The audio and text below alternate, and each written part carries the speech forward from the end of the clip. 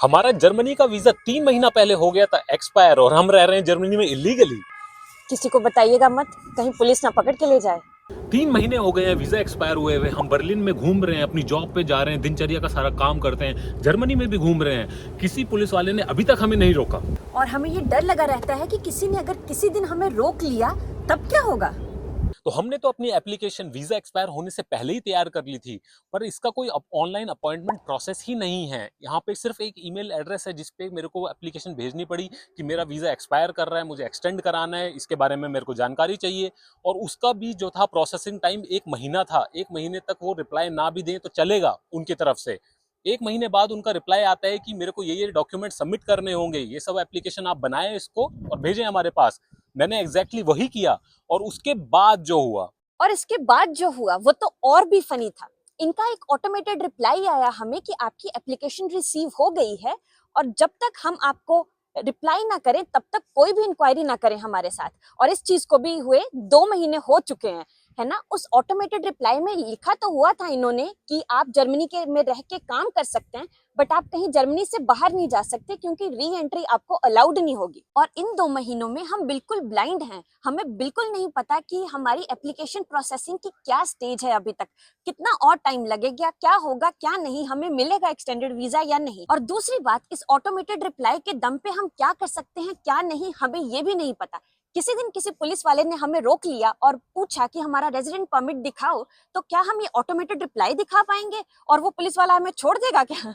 और ऐसा भी नहीं है कि ये जो ईमेल का रिप्लाई आया हुआ है ये बहुत ही प्रोफेशनल लुकिंग है। कोई पीडीएफ अटैच्ड है उसके साथ जिस पे कोई लेटर लिखा है, अच्छे से लेटर पैड पे स्टैंप लगी हुई है कि आप जर्मनी में रह सकते हैं, काम कर सकते हैं, बाहर मत जाइएगा, पर लेकिन प्रॉपर इन्फॉर्मेशन उसमें हो, ऐसा कुछ भी नहीं है। ये ऑटोमेटिक रिप्लाई जो आया है ये बिल्कुल ऐसा है कि कोई बच्चा भी इसको कॉपी पेस्ट कर सकता है और दिखा सकता है कि मेरा वीजा तो प्रोसेसिंग में है, मैं तो लीगली रह रहा हूँ। ये किसी भी तरीके से इनफ नहीं है। देखो भाई, हम तो हैं इमिग्रेंट, और एक इमिग्रेंट के लिए सबसे इंपॉर्टेंट कुछ है तो वो है उसका वीजा। इस फॉरेन कंट्री में जब भी आपको कहीं जाना होता है, रीजनल ट्रांसपोर्ट की भी टिकट बुक करानी होती है, तो वो एडवाइजरी है कि आपका पासपोर्ट के साथ आपका वीजा होना चाहिए वैलिड। कोई भी पूछ सकता है आपसे, यहाँ तक कि आप अपने नाम से पार्सल तक नहीं पिकअप कर सकते हैं बिना आईडी दिखाए यहाँ पे।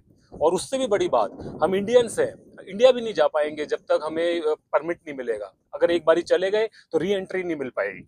तो यार, अगर आपसे हैंडल ही नहीं हो रहा है इमिग्रेंट्स का पेपर वर्क, तो आप इतना इमिग्रेशन को प्रमोट क्यों कर रहे हो? शुभम, पानी पियो थोड़ा सा, थोड़ा हौसला। भड़ास तो बहुत निकाल ली, चलिए अभी मुद्दे की बात करते हैं। जर्मनी में एक्चुअली इस टाइम पे डेमोग्राफिक इशू चल रहा है। यहाँ की जो मेजर पॉपुलेशन है ना वो बुढ़ी हो रही है और थोड़े ही टाइम में धीरे धीरे करके रिटायर होने वाली है। तो स्टैटिस्टिक्स के अकॉर्डिंग यहाँ पे 2030 तक 5 मिलियन ऐसी जॉब्स होंगी जिनको भरने के लिए इनके पास कोई नहीं है, इसीलिए ये इमिग्रेशन को इतना बढ़ावा देना चाहते हैं। और जर्मनी के चांसलर ओलाफ शोल्ट्स पूरी दुनिया का टूर कर रहे हैं और इमिग्रेशन को प्रमोट करना चाह रहे हैं कि जिससे कि इंटरनेशनल इमिग्रेंट्स को अट्रैक्ट किया जा सके, ये बताते हुए कि जर्मनी में बहुत सारी जॉब्स हैं, कंपिटिटिव सैलरी है, लाइफस्टाइल बहुत अच्छा है, तो जर्मनी में आए, जॉब करें, जिससे कि उस डेमोग्राफिक इशू को प्रिवेंट किया जा सके। और जैसे कि आपको पता होगा, जर्मनी के चांसलर ओलाफ शोल्ट्स अभी रिसेंटली इंडिया का भी टूर करने आए थे, प्राइम मिनिस्टर नरेंद्र मोदी से मिलने, और इंडिया में जर्मनी की जॉब मार्केट को प्रमोट करने आए थे। इंडिया जैसी डेवलपिंग कंट्रीज में डेमोग्राफिक इशू अभी बिल्कुल नहीं है। उनके यंग अडल्ट स्किल्ड वर्कर्स की डिमांड पूरे दुनिया भर में है। तो ये बात तो सच है कि जर्मनी में बहुत सारी जॉब अपॉर्चुनिटीज हैं, अच्छा वर्क लाइफ बैलेंस है, अच्छी सैलरीज हैं, पर वीजा प्रोसेस में यहाँ पे ग्रास रूट लेवल पे बहुत सारे इश्यूज हैं जो इनको पहले रिजॉल्व करने पड़ेंगे। इस टाइम पे जो इमिग्रेशन का लेवल है उसको मेंटेन करने के लिए ही इनके पास इतनी पावर नहीं है, इतनी वर्कफोर्स नहीं है कि इजीली वीजा प्रोसेसिंग अच्छे से हो जाए इनकी, है ना। बट जब इनको अभी और जरूरत है और इमिग्रेशन को बढ़ावा दे रहे हैं कि और लोग आने चाहिए बाहर से, उसको इनका सिस्टम हैंडल करने के लिए बिल्कुल भी इक्विप नहीं लगता, और ऐसा लगता है कि एक टाइम पे ये ब्रेक हो जाएगा। शायद आपको ये पता नहीं हो, बट जर्मनी जो है वो अपने पेपर वर्क और ब्यूरोक्रेसी के लिए पूरी दुनिया में बहुत ही फेमस है। और जब एक बंदा यहाँ पे आना चाहता है एज एन इमिग्रेंट, उससे बहुत सारे डॉक्यूमेंट्स एक्सपेक्ट करते हैं ये, और फिर उनको उन डॉक्यूमेंट्स को वेरीफाई करने के लिए भी लोग चाहिए जर्मनी के अंदर पहले से ही, है ना। तो अगर आप सोचिए और कितने सारे, मतलब लाखों लोग आने लग जाएंगे एज इमिग्रेंट्स यहाँ पे, तो इनका सिस्टम तो बिल्कुल भी हैंडल नहीं कर पाएगा उस चीज को। तो एक बात तो क्लियर है कि जर्मनी को अपने वीजा प्रोसेसिंग सिस्टम में बहुत सारी कमियों को दूर करना होगा। पूरे प्रोसेस को डिजिटलाइज करना होगा और बहुत सारे छोटे छोटे प्रोसेसेस को बीच में ऑटोमेट भी करना होगा, जिससे कि इतनी इमिग्रेशन वर्कफोर्स को हैंडल किया जा सके। जर्मनी के करंट वीजा सिस्टम में बहुत सारी अनसर्टेनिटीज हैं, बहुत सारी इंफॉर्मेशन जो है वो हिडन है। किसी को नहीं पता कि इनके वीजा प्रोसेसिंग, वीजा एक्सटेंशन का जो है क्या स्टेटस है, क्यों इतना टाइम लग रहा है। बहुत सारे केसेस में तो ऐसा भी है, मेरे दोस्त जिनको 6 महीने से वे इंतजार कर रहे हैं कि उनका वीजा क्यों नहीं एक्सटेंड हो पा रहा है, क्या रीजन है एक्चुअली, और उनको कुछ नहीं पता इस बारे में।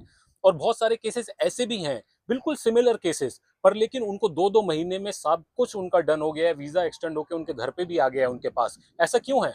इतनी बड़ी बड़ी डिस्क्रिपेंसी क्यों?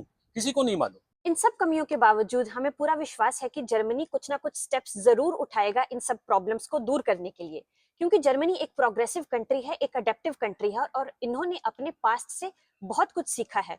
वर्ल्ड वॉर 2 के बाद से जर्मनी अब इस टाइम पे यूरोप की बहुत ही पावरफुल और रिच कंट्रीज में से एक है। और ये देखते हुए कि जर्मनी में हर साल 300,000 इमिग्रेंट्स आते हैं, उस हिसाब से जर्मनी को कुछ ऐसे स्टेप्स उठाने पड़ेंगे कि ज्यादा से ज्यादा इमिग्रेंट्स यहाँ पे आए और इनकी इकोनॉमी स्टेबल रहे। अगर आपको हमारी ये वीडियो अच्छी लग रही है तो हमारे चैनल लैंडेड इन जर्मनी को जरूर सब्सक्राइब करें और हमारी इस वीडियो को लाइक एंड शेयर भी जरूर करें। तो हमारे पर्सपेक्टिव से जर्मन गवर्नमेंट को जो सबसे पहली इंप्रूवमेंट चाहिए वो है कि शॉर्टर वीजा प्रोसेसिंग टाइम्स होने चाहिए। और अगली बात, इमिग्रेंट्स के लिए पेपर वर्क में इनको इंग्लिश सपोर्ट बढ़ानी पड़ेगी। और जर्मनी को अपने रेंटल अपार्टमेंट्स की सिचुएशन को बहुत इंप्रूव करना होगा। अपार्टमेंट रेंट पे लेना एक आसान काम होना चाहिए, जो कि अभी नहीं है। और इनको सपोर्ट प्रोवाइड करनी पड़ेगी इमिग्रेंट्स को कि वो अपने पेरेंट्स को भी अपने साथ यहाँ पे लेके आ सके। और जर्मन यूनिवर्सिटीज में इंटरनेशनल स्टूडेंट्स को प्रमोट करने के लिए जर्मनी को इंग्लिश का सपोर्ट बढ़ाना होगा और यूनिवर्सिटीज में और ऐसे कोर्सेज लाने होंगे जो कि इंग्लिश में हों।